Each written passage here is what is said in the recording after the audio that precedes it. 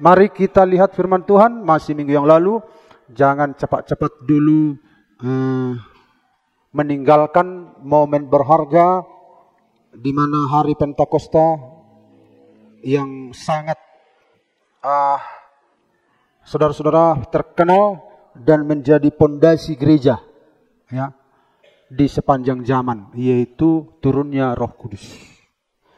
Dan secara khusus gereja kita sudah lebih memperlakukan momen itu dengan istimewa, dengan luar biasa, karena itu bukan hanya sebuah perayaan, bukan hanya sebuah kenangan, tetapi sebuah pengalaman, ya, sebuah realitas Allah yang dialami oleh orang percaya. Jadi orang percaya itu tidak hanya mengklaim-klaim atau berkata-kata positif tentang Tuhan, tetapi Tuhan mau supaya Tuhan itu kita alami secara pribadi. Amin. Jadi dalam Kisah Rasul pasal 8 kita sudah lihat minggu yang lalu. Kita hanya lihat sekilas saja supaya bisa selesai poin yang ketiga hari ini. Jadi kalau kita lihat di sini, ketika rasul-rasul di Yerusalem mendengar bahwa tanah Samaria telah menerima firman Allah, nah, mereka sudah menerima firman Allah. Mereka mengutus Petrus dan Yohanes ke situ. Setibanya di situ, kedua rasul itu berdoa supaya orang-orang Samaria itu beroleh Roh Kudus. Sebab Roh Kudus belum turun di atas seorang pun di antara mereka, karena mereka hanya dibaptis dalam nama Tuhan Yesus. Kemudian keduanya menumpangkan tangan di atas mereka, lalu mereka menerima Roh Kudus. Ya, kemarin saya mendengarkan sebuah khotbah di YouTube, ada sesuatu yang terlewatkan seringkali dari perhatian. Ya, jadi Yesus berkata, aku akan minta kepada Bapa supaya Ia memberikan kepadamu penolong yang lain. Jadi bukan hanya kebutuhan kita Roh Kudus itu, tapi Ia sendiri menginginkan Roh Kudus itu memenuhi orang percaya. Dan siapakah Yesus? Allah itu sendiri, ya. Allah yang bersama dengan Bapa, ternyata itu keinginannya. Jadi Yesus itu meminta, ya. Jadi bukan hanya kita meminta, Yesus itu meminta, ya. Kalau Dia yang meminta, yang ada bersama dengan Bapa meminta kepada kita, pasti diberikan. Amin. Pasti diberikan. Karena Yesus sendiri yang meminta untuk kita. Nah, di situ seringkali, wah, benar juga. Yesus sendiri yang meminta supaya Dia memberikan penolong kepada kita. Jadi tidak sekedar keinginan kita, tapi keinginan Yesus. Makanya Yesus perlu meminta kepada Bapa. Yesus adalah pribadi yang melekat dengan Bapa, meminta kepada Bapanya supaya orang-orang yang telah diselamatkan itu menerima Roh Kudus. Jadi ini tidak bisa menjadi opsi, ya. Kehadiran Roh Kudus dalam hidup orang percaya bukan sebuah pilihan, tetapi sebuah kewajaran, ya. Sebuah kebutuhan, ya. Kalau pilihan kan aku memilih tidak, ya tidak, ya tidak. Bukan. Ternyata itu satu paket. Apa yang Yesus lakukan bagi kita, itu satu paket dengan apa yang akan dikerjakan oleh Roh Kudus dalam hidup kita. Kita nggak bisa memisah, oke aku sudah diselamatkan, Roh Kudus nanti belakangan. Enggak, ternyata tidak begitu. Itu satu paket karya Allah Tritunggal. Jadi orang percaya, setiap orang percaya kepada Yesus, Roh Kudus itu pasti akan bekerja dalam kehidupannya. Amin. Nah, kita sudah melihat minggu yang lalu, saya sederhanakan tentang menerima Roh Kudus supaya tidak sempit cara berpikir kita antara penuh dengan Roh Kudus, dibaptis Roh Kudus, diurapi Roh Kudus. Memang itu istilah-istilah berbeda, tetapi secara garis besarnya adalah kita sudah melihat kemarin menerima Roh Kudus, ya. Nah, menerima Roh Kudus. Karena kita baca tadi, mereka sudah mendengar firman, tetapi mereka belum menerima Roh Kudus. Maksudnya di sana belum memiliki pengalaman pribadi dengan Roh Kudus itu. Bukan berarti tidak ada Roh Kudus. Karena Roh Kudus itulah yang membuat orang bisa menerima firman. Roh Kudus itulah yang membuat setiap manusia bisa percaya pada Yesus. Nah, menerima Roh Kudus di sini adalah memiliki pengalaman langsung pribadi dengan Roh Kudus itu. Nah, jadi Roh Kudus itu, Allah itu bisa dialami oleh semua orang percaya. Bukan hanya sebuah pengetahuan, tetapi sebuah pengalaman. Ya.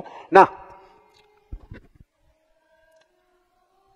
kita sudah lihat minggu kemarin, sepintas saja kita lihat Bapak Ibu, ada 3 bukti sejati ketika Roh Kudus turun kepada orang percaya, ada 3 bukti sejati yang bisa dialami. Ya, ada bukti lahiriah. Ya, bukti lahiriah ini kita sudah lihat minggu yang lalu, ada 4 ayat yang menjadi perbandingan di mana semua ayat-ayat ini ada bahasa.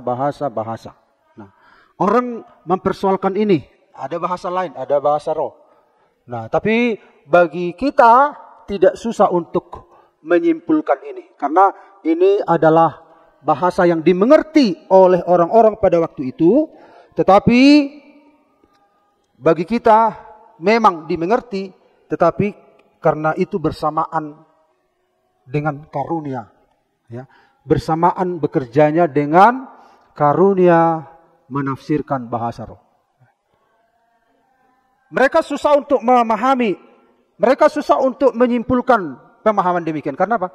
Karena mereka belum pernah melihat fenomena itu. Ya, kalau di gereja kita ada fenomena itu kan, ada, apalagi saya di Jawa, ada apalagi di gereja mertua saya itu, fenomena ini gampang. Oh iya betul.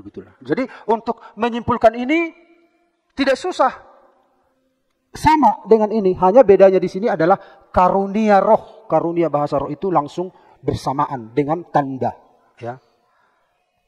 Jadi gereja-gereja yang tidak punya pengalaman seperti ini pun belum, apalagi ini susah untuk nangkap. Tapi bagi kita, oh iya betul. Nah, gitu. Karena diteguhkan oleh fenomena, pengalaman. Nah, jadi kita tidak berpatokan pada pengalaman atau fenomena, tetapi fenomena atau pengalaman mengkonfirmasi apa yang dituliskan, begitu. Ya, mengkonfirmasi. Oh, akhirnya kita ngerti. Sementara ini bagaimana? Minggu yang lalu pasti sudah kita tahu ya. Bapak Ibu sudah masih ingat tentang ini? Amin. Nah, ini penting sekali. Jadi bukti lahiriah itu adalah bahasa lidah. Ya. Jadi kalau kita belum punya pengalaman ini, bukan berarti ini digugurkan. Enggak, pengalaman kita bukan patokan. Firman Tuhanlah patokannya. Lalu kita mari menyusul kepada pengalaman. Jadi jangan gugurkan firman Tuhan hanya gara-gara kita belum mengalami. Atau ya? Jadi minta pada Tuhan supaya aku mengalami kebenaran ini. Ya. Ini kesalahan banyak gereja-gereja. Karena dia tak kunjung mengalami, akhirnya, wah ini gak benar ini gitu. Jadi mereka berpatokan pada pengalaman. Kita pun tidak berpatokan pada pengalaman, tetapi kepada kebenaran yang akhirnya dikonfirmasi dengan sebuah pengalaman. Tuhan mau kita mengalami Allah itu sendiri. Bukan hanya di pikiran, bukan hanya imajinasi kita, tetapi sebuah realita dalam kehidupan kita. Karena Allah itu hidup. Amin. Allah itu hidup, kita tidak menyembah hayalan, andai-andai, tidak. Kita menyembah Allah yang ada. Hanya Allah kita yang ada. Makanya namanya aku adalah aku. Eye Asher Eye dalam bahasa Ibrani. Nah, ini luar biasa ya.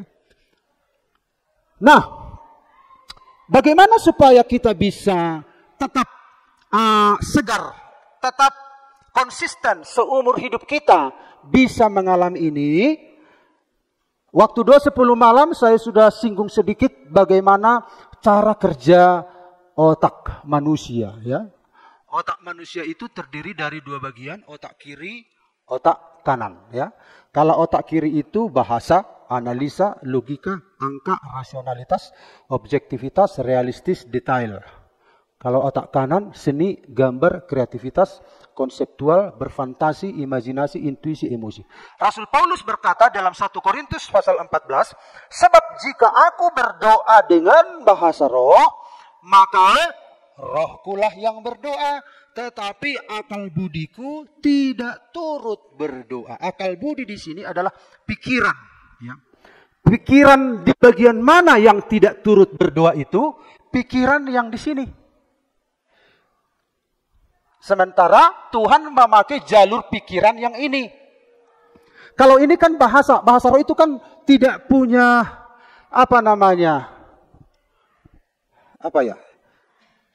tidak punya kemarin saya bilang grammar, ya. Bahasa roh kan nggak punya grammar kan?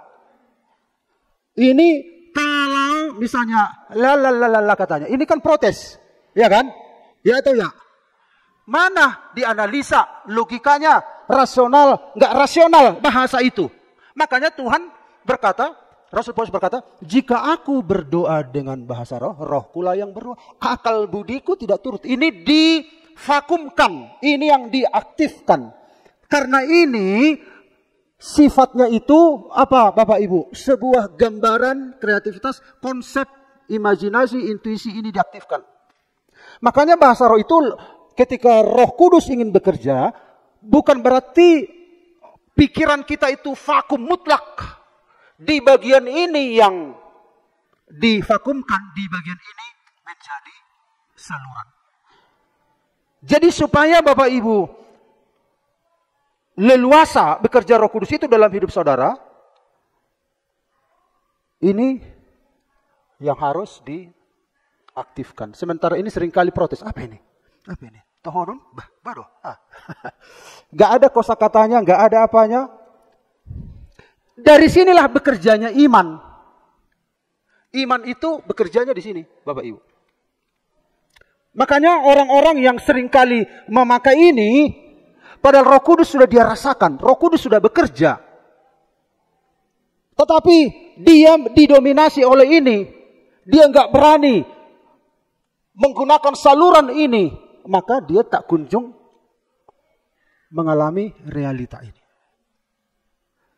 Makanya saudara-saudara, ada seorang dokter sekaligus psikolog. Dia dari Protestan, ya. Ketika dia memahami ternyata begitu cara kerjanya, akhirnya dia dipenuhi Roh Kudus dan banyak orang Protestan berbahasa roh atas bimbingannya dia. Karena ini nggak terima. Ini nggak butuh realistis. Karena apa? Dia akan berbicara kepada Allah. Allah nggak perlu yang realistis.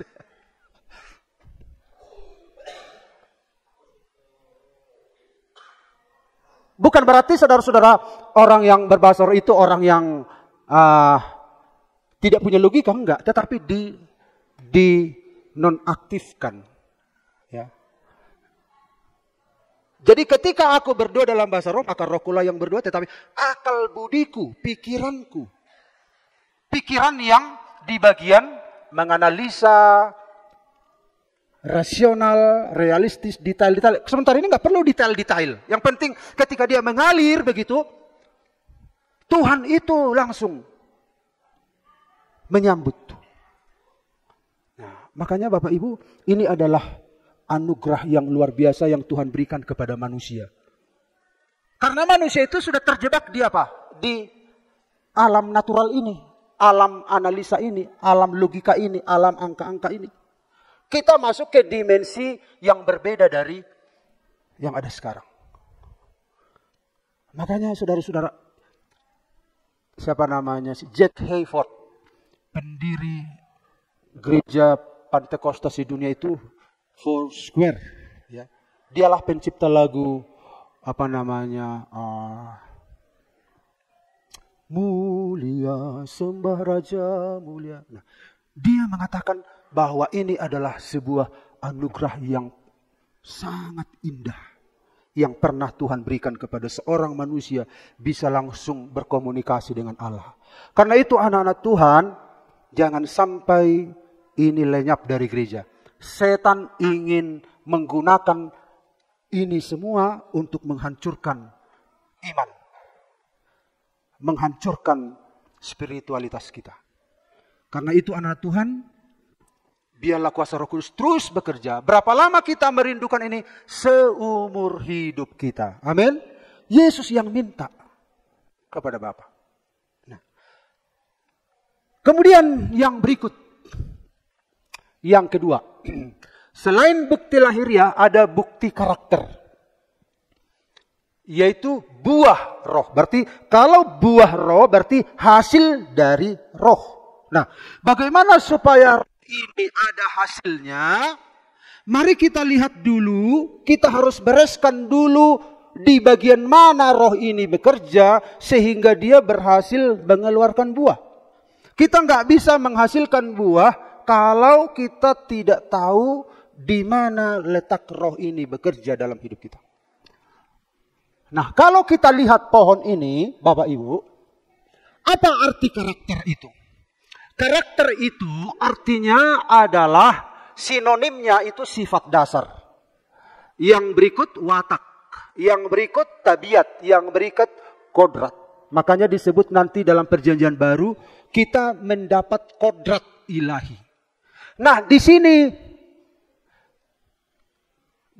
di bawah, di dasar. Jadi kalau kita lihat manusia itu terdiri tubuh, jiwa, roh, di sini dia. Disinilah awalnya supaya muncul buah. Ya. Di sini awalnya. Sifat dasar itu di sini. Watak itu di sini. Tabiat itu di sini. Kodrat itu di sini. Jadi kita nggak bisa berbuah kalau ini tidak disentuh oleh Roh Kudus. Perhatikan Bapak Ibu. Buah roh artinya dari dalam keluar. Ya. Dari dalam keluar. Jadi Roh Kudus bersama dengan roh manusia itu bersatu menghasilkan sesuatu. Itulah buah-buah roh yang kita sudah bahas di sini Bapak Ibu. Kalau ini orang bisa, agama-agama pun bisa memilih apa yang harus dilakoni. Bisa memilih. Dia mau lemah lembut, lembutnya bagus, bisa dipilih. Bapak Ibu tinggal pilih bisa. Tapi persoalannya dari dalamkah atau hanya sebuah aturan atau etika. Saudara bisa ramah. Tapi hati saudara margurak-gurak, ya kan? Saudara bisa salam. Tapi hati saudara dendam. Manusia bisa memanipulasi. Tetapi bukan buah itu yang Tuhan inginkan. Harus berasal dari dalam. Makanya ini harus disentuh dulu karena inilah cikal bakal dari buah itu. Makanya Alkitab mengatakan Yesus menjawab katanya. Aku berkata kepadamu sesungguhnya jika seorang tidak dilahirkan kembali, ia tidak dapat melihat kerajaan Allah. Jawab Yesus, aku berkata kepadamu, sesungguhnya jika seorang tidak dilahirkan dari air dan roh, ia tidak dapat masuk ke dalam kerajaan Allah. Nah, ketika kita jatuh dalam dosa ini sudah mati. Ketika kita percaya kepada Yesus, ini dilahirkan kembali. Apa artinya dilahirkan kembali? Dilahirkan kembali dalam bahasa Yunani genao anoten. Ya. Nah, artinya apa? Anoten itu dari atas, dilahirkan dari atas. Artinya kalau dilahirkan dari daging, ya daging. Kalau dilahirkan dari atas, dari Allah, dari roh, maka dia masuk kerajaan Allah. Artinya harus dilahirkan dari air dan roh. Air itu adalah firman Allah dan Roh Kudus. Jadi firman dan Roh Kudus harus mengubah roh kita yang mati ini.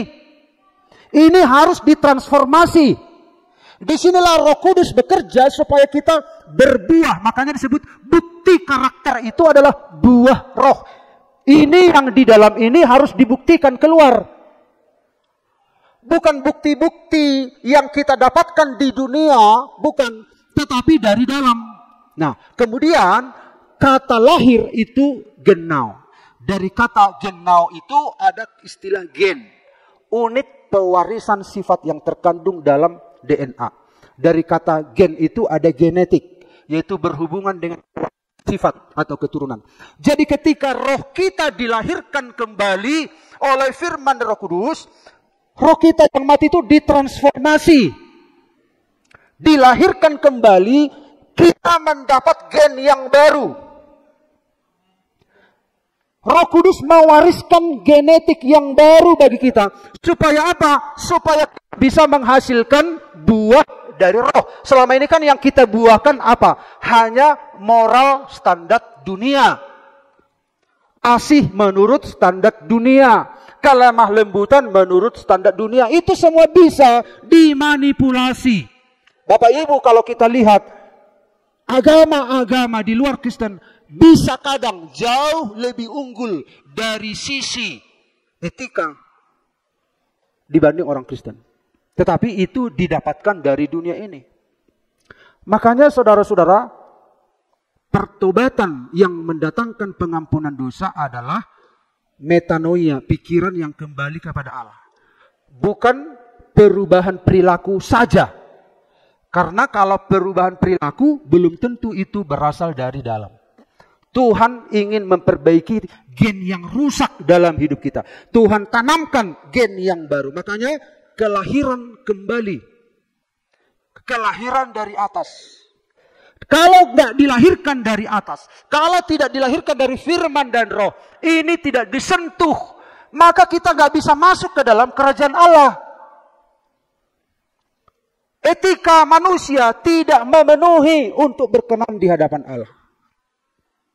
Agamawi tidak memenuhi standar kebenaran Allah.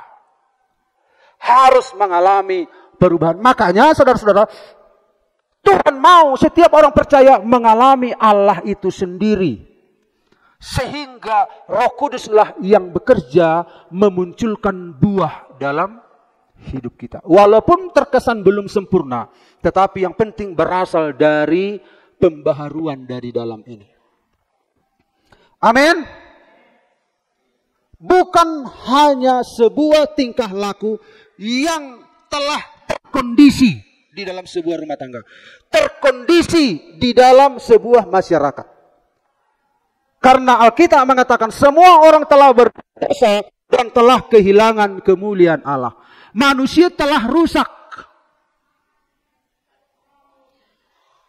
Nah, untuk menghasilkan ini, supaya roh ini berbuah, pastikan ini dijamah. Makanya Bapak Ibu, saya juga pernah sampaikan ini di kalangan mahasiswa. Mereka langsung heran. Maksudnya begini, karena banyak orang tersentuh firman hanya sejauh tubuh. Tersentuh firman hanya sejauh jiwa. Tubuh bisa saja beraksi rohani, tetapi belum tentu dia sudah mengalami transformasi. Hanya aksi rohani. Oke, lebih jauh lagi menyentuh jiwa. Sampai dia terharu, sampai dia. Kalau hanya masalah menyentuh jiwa, itu belum menjadi sebuah transformasi. Untuk menyentuh jiwa seseorang mudah. Lewat musik. Jadi kalau hanya masalah tersentuh jiwa, dunia ini bisa melakukan. Roh Kudus juga bisa melakukan. Tetapi Tuhan tidak ingin hanya ke jiwa kita yang disentuh. Tuhan mau sampai menerobos ke dalam. Nah, kalau sudah tersentuh ini oleh firman, oleh kuasa Roh Kudus, ini yang mengubah hidupnya. Makanya dia bisa, kenapa ya orang itu dulu jahat kok jadi baik setelah dia jadi anggota GPD Karmel dan Parapat. Kok jadi apa ya? Kutawarkan pun apa? Gak mau dia. Kenapa? Karena apa? Firman dan Roh Kudus sudah menyentuh spiritualnya. Amin. Menyentuh. Jadi perubahan hidup itu bisa terjadi, perubahan yang benar-benar terjadi kalau ini sudah dilahirkan kembali. Nah, akhirnya apa yang terjadi? Muncullah apa? Buah roh. Kasih, sukacita, damai sejahtera, kesabaran, kemurahan, kebaikan, kesetiaan, kelemah lembutan, penguasaan diri. Tidak ada hukum yang menentang hal itu. Tapi kalau rohnya itu, manusia batinnya itu tidak tersentuh, apa yang terjadi? Kita lihat Bapak Ibu. Bagi mereka cocok apa yang dikatakan peribahasa yang benar ini. Ini peribahasa dikutip oleh Petrus. Anjing kembali lagi ke muntahnya, dan babi yang mandi kembali lagi ke kubangannya. Karena hanya menyentuh tubuh, menyentuh jiwa, tidak sampai mengalami sebuah transformasi di dalam rohnya. Kenapa banyak anak Tuhan bolak-balik, jatuh bangun? Karena hanya sampai ke tubuh jiwa. Makanya jangan hanya bangga, Alkitab mengatakan bertepuk tanganlah. Saudara bisa lakukan, tapi itu tubuh. Wah, kita harus menyembah dengan sungguh-sungguh, haleluya, puji Tuhan, bersorak bagi Tuhan, bersukacita. Sukacita kan jiwa. Sukacita, menyembah. Bahasa Pantekoste itu hati, mulut martangnya hati, ulan natangis. Gabi habotoa dosana katanya. Jadi, ise manako manuki, tabege man ditangyang ni Pantekoste katanya. Alana jujur doa lagi mulut martangnya. Tuh, manako manuka anak itu. Nah, jong mahita di si, mana tahu ada pengakuan. Karena orang Pantekoste itu jujur dan nangis di hadapan Tuhan. Tetapi setelah jujur, mencuri lagi. Karena apa? Karena hanya masalah jiwa, pelampiasan emosi. Tapi kalau menyentuh spiritual kita, ada perubahan. Bukan berarti kita orang yang kebal, tidak. Tidak, semua rawan. Tetapi pastikan kita harus tetap bergantung kepada Roh Kudus. Mengizinkan Roh Kudus bekerja. Terhubung dengan Allah. Terhubung dengan Allah. Kenapa banyak anak Tuhan jatuh bangun? Bukan berarti kita kebal terhadap dosa, enggak. Tapi artinya banyak anak Tuhan memaklumi bahwa kita harus jatuh bangun. Akhirnya orang percaya punya konsep bahwa orang percaya itu wajar jatuh bangun. Padahal Tuhan tidak inginkan itu.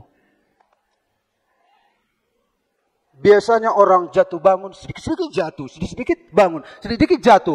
Ima ulau tak terus pero Tuhan. Kemungkinan besar dia hanya sampai menyentuh jiwa. Bagaimana cerita mau bertumbuh? Tapi saya lihat GPD Parapat sudah mengalami transformasi. Amin. Dan mengalami pertumbuhan. Amin. Katakan kiri kanan. Memang amin ini bilang.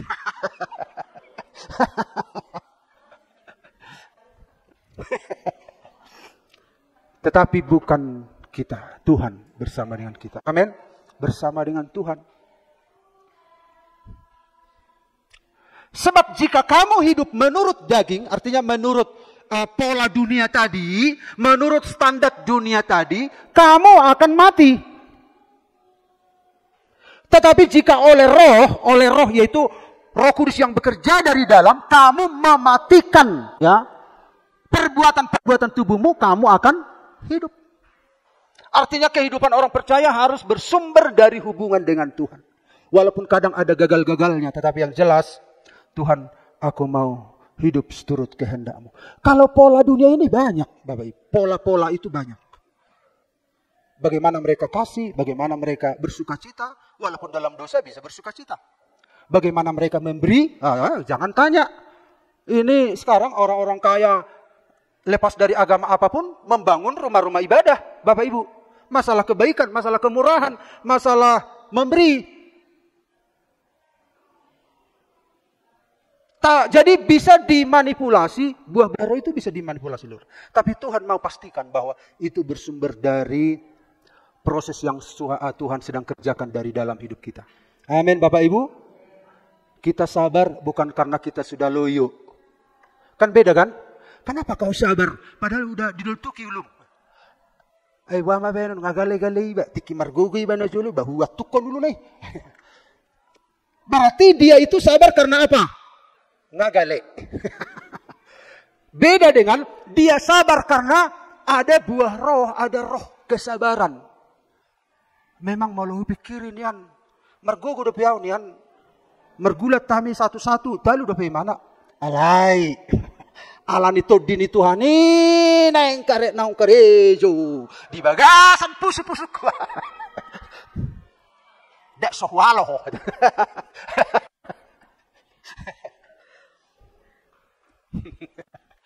Karena apa?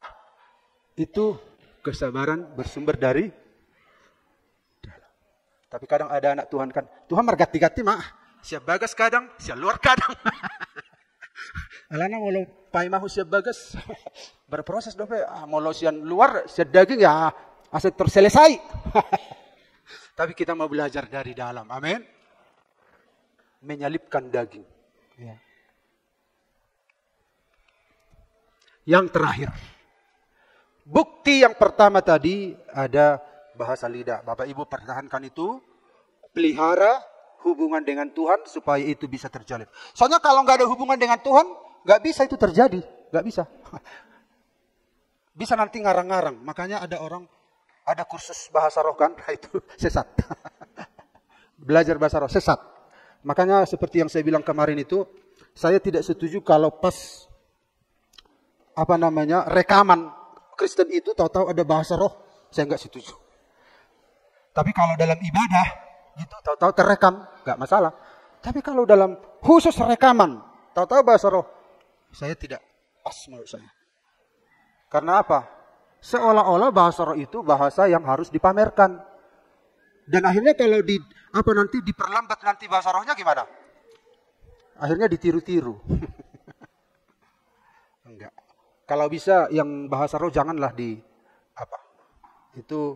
itu bahasa yang khusus, bahasa yang kudus setiap pribadi. Kecuali dalam ibadah rakyat itu enggak masalah ya, terekam enggak masalah. Tapi kalau khusus rekaman konser lalu ada itu kurang. Enggak tahu kalau Bapak Ibu, enggak ini tidak menyangkut keselamatan. Masalah bagi saya enggak cocok ya, karena itu bahasa kudus, bahasa rahasia harus dijaga. Nah, kita lihat juga penggunaan salah satu nih ya. Bukti dinamika rohani bertumbuh ke arah Kristus. Ya. Dalam 1 Korintus 13 ayat yang ke-11a, ketika aku kanak-kanak, ini Bapak Ibu 1 Korintus 13 itu diapit oleh 2 pasal tentang karunia roh. Pasal 12 tentang karunia roh, pasal 14 tentang karunia roh. Kenapa pasal 13 ini Paulus membuat jarak? Sebelum dia membahas tentang karunia roh ini, dia buat pasal 13. Antisipasi.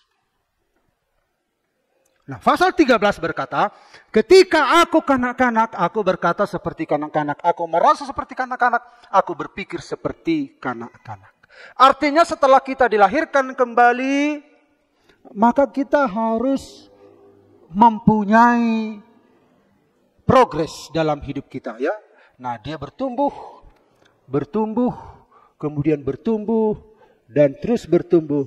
Setelah dewasa dia mengatakan, apa dikatakan di sana? Sekarang sesudah aku menjadi dewasa, aku meninggalkan sifat kanak-kanak itu. Artinya kita harus memahami fungsi Roh Kudus secara kolektif. Kita harus memahami dengan benar karya Roh Kudus itu secara benar, secara sempurna.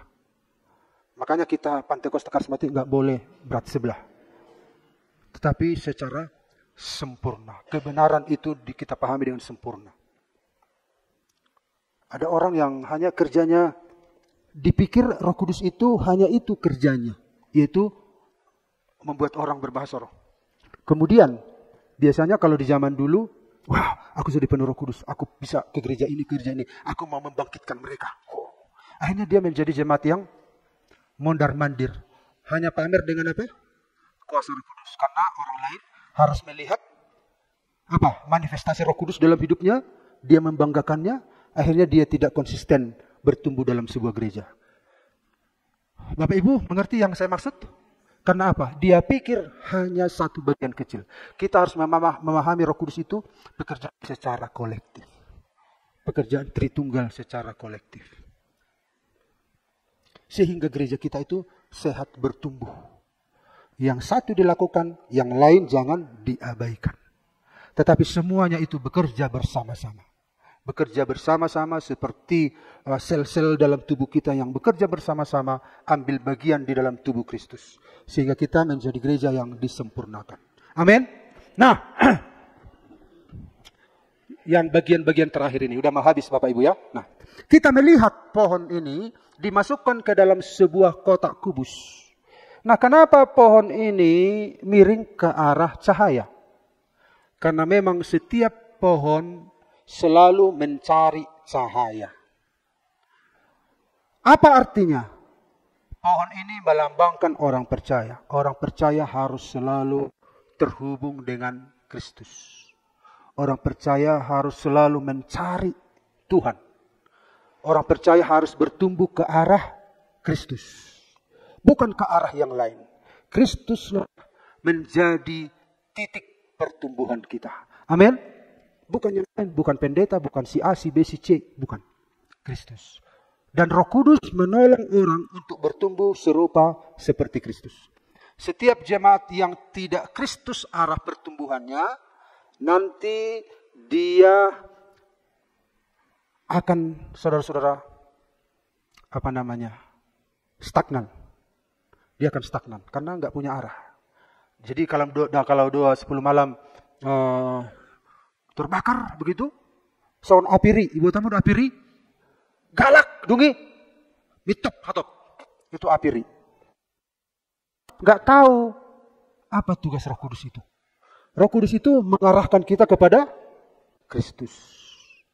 Roh Kudus itu membawa kita kepada seluruh kebenaran. Dan Yesuslah titik. Yesuslah titik. Siapalah ini ya? Ini ada yang dekat dengan Yesus, ada yang agak jauh, ada yang jauh kali. Siapa mau contoh ini? Siapa dulu kita buat contoh? Misalnya kaum muda lah ya. Kalau kaum muda kan enggak mudah tersinggung. Kaum muda itu. Nah misalnya ini memang gambar laki-laki semua, tapi kita buatlah kaum muda. Ini misalnya si Juli lah. Jauh kali dengan ini ya. Ini siapalah kita sebut ini? Contoh ini ya, contoh. Ini Gabriel contoh. Contoh. Apa? Contoh. Berarti kalau contoh tidak apa Pak Bakara? Tidak pada yang sebenarnya ya, contoh. Habis ilustrasi ini udah normal lagi. Ini contoh. Kenapa si Gabriel jauh dengan si Juli? Karena si Juli berjalan ke arah Kristus. Si Gabriel tunggu dulu.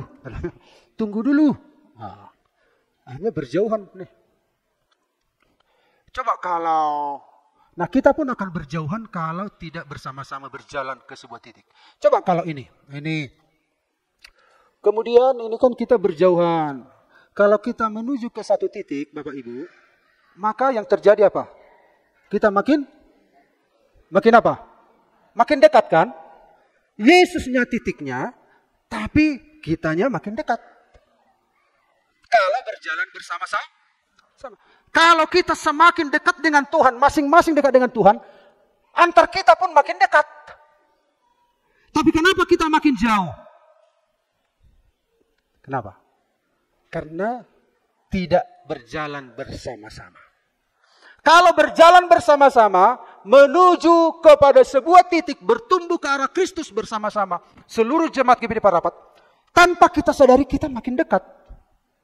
Kita makin dekat. Asing dua dalam jono kau dua batu. Akan dua. Padahal kita hanya melakukan pertumbuhan bersama ke arah Kristus. Tapi kalau kita nggak bertumbuh bersama, tadi seperti gambar tadi, berjauhan. Ya yang beruntung ya maju, yang maju sendiri. Yang lain nggak mau maju. Yang beruntung lebih dekat pada Yesus, yang maju sendiri. Tetapi yang lain jauh.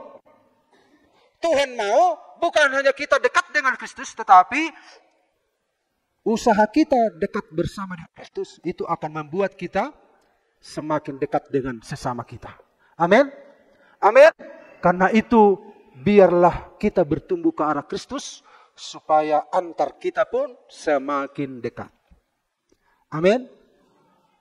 Baik dalam gereja, baik dalam rumah tangga, kalau suami istri itu bertumbuh bersama-sama ke arah Kristus, itu makin akrab, Bapak Ibu. Dalam gereja pun demikian. Kalau kita bertumbuh sama-sama ke arah Kristus, antar kita pun akan semakin dekat. Amin.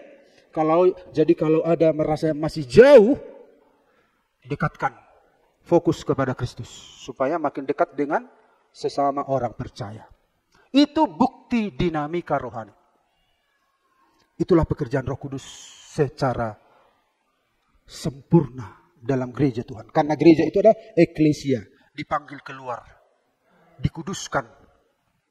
Dikuduskan oleh Tuhan, dikhususkan, didandani oleh kuasa Roh Kudus, mempersiapkan gereja itu menjadi mempelai Kristus.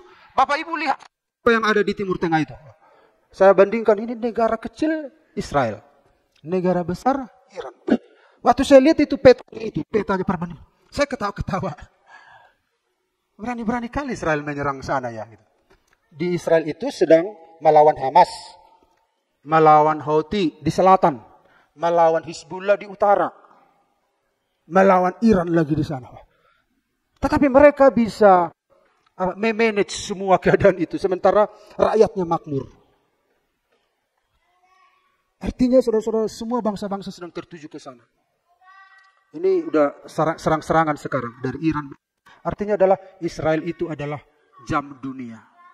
Artinya Tuhan akan datang kembali. Tuhan tidak lama lagi akan datang. Karena itu Bapak Ibu, dinamika rohani ini harus terjadi dalam hidup kita.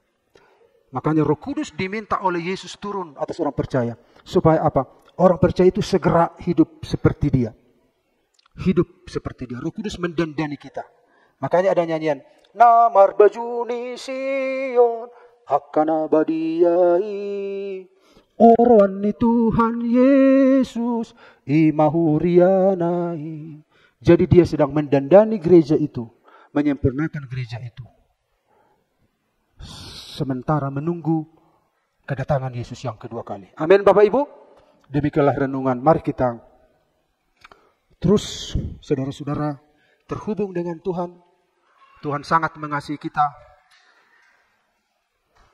Lebih dari apa yang kita pikirkan tentang kerinduan kita untuk dekat dengan Tuhan. Tuhan lebih lagi daripada kita sendiri.